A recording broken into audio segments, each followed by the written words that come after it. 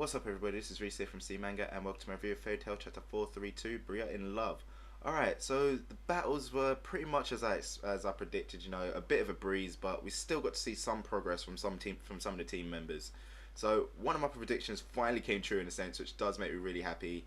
Obviously Lucy, she ended up getting matched up against Mary, who once again showed off her magic.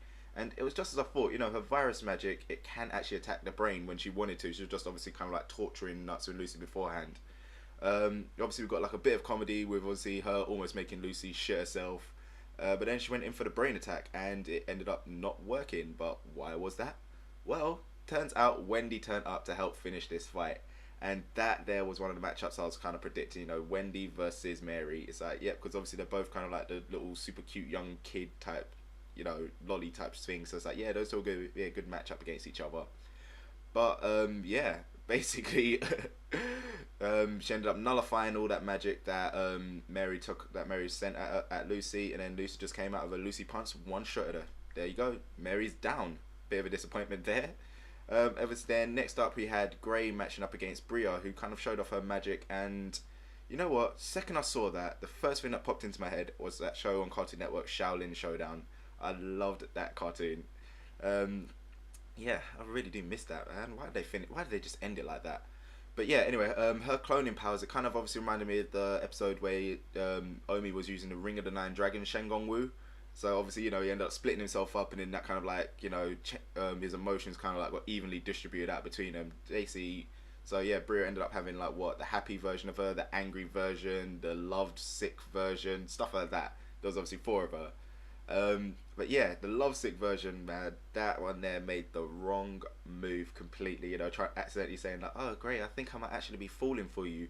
Next thing, Grey just feels a chill down his spine, and who's behind him? None other than Juvia herself. She basically just came in, took out that loved one in literally one shot again.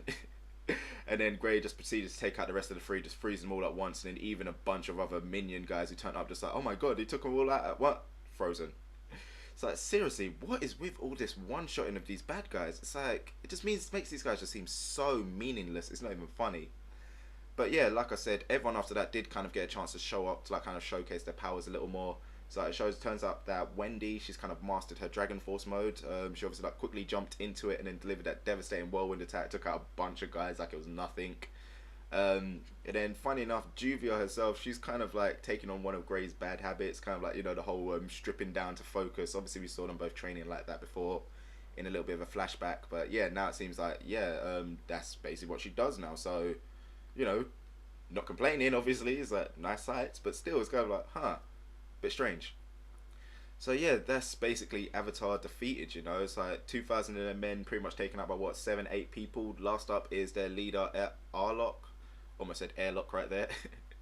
And basically Natsu turns up to kind of like lay the smackdown on his candy ass.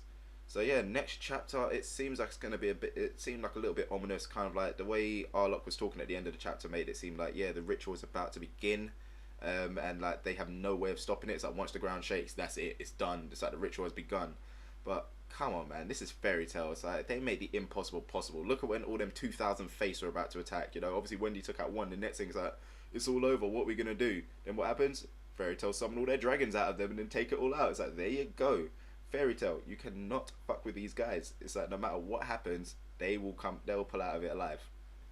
So yeah, that was pretty much this chapter, So I did love the fact that everyone did kind of get a bit more showcase on them. That was pretty nice, seeing just like how much they actually have progressed, because obviously you got people like Wendy. Sure, she was powerful, but she was never really of a fighter. She was more of the like enchanter. But now that she's kind of like showing off a bit more, it seems that she can actually become like a more of a fighter type again. Lucy, from seeing her last time, she looks like she's definitely like up to her physical strength. The way she took out Mary with one hit, just like what, one punch to the stomach, that's it, it's all over. It's like, okay, so I'm not 100% sure whether or not Wendy kind of like enchanted her body to make it a bit stronger, but either way, it's like, looks like Lucy's been doing some work as well. So that kind of like makes the kind of physically weakest characters kind of more step up to the mark now. So I'm actually more looking forward to who the new villain is actually going to be, kind of like main villain, because obviously it's going to be before they take out Zeref, before they take out Acnologia.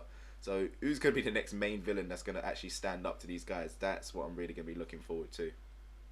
That, and also you still got the fact that Gajil and that has to turn up with his army, but you know what they're gonna turn up to, the fact that everything's now finished, and also there's a whole kind of thing about, you know, Rogue, what's gonna happen to him? Is Froche really gonna happen? Is that future gonna take place or what? Who knows? So yeah, that's about it for this chapter. There's still a lot to look forward to, as I just said. But yeah, other than that, I enjoyed this chapter. But what did you guys think of it? Let me know in the comment section below. And as usual, don't forget to check out other things to do on the channel. So I'll see you next time.